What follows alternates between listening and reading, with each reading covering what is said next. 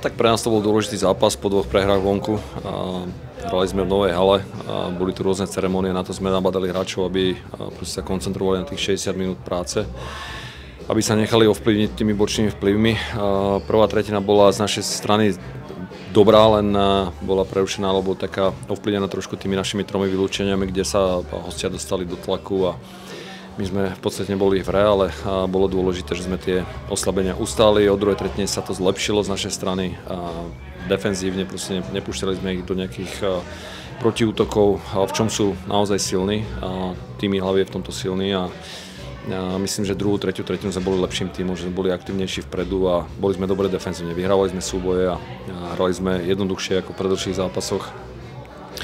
Výborný výkon podal Hufiňo, ktorý nás dnes veľmi podržal a na dôležité góly dal Říča, ktorý odohral dnes, myslím, taký play-off zápas, bol celý zápas v hre, bol nabudený a proste pomohol týmu k tomu víťazstvu, ale bol to tímový výkon a všetci hráči odvedli naozaj maximum.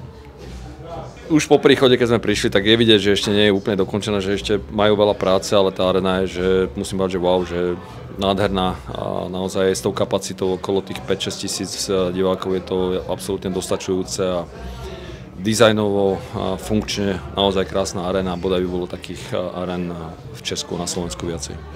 Díky.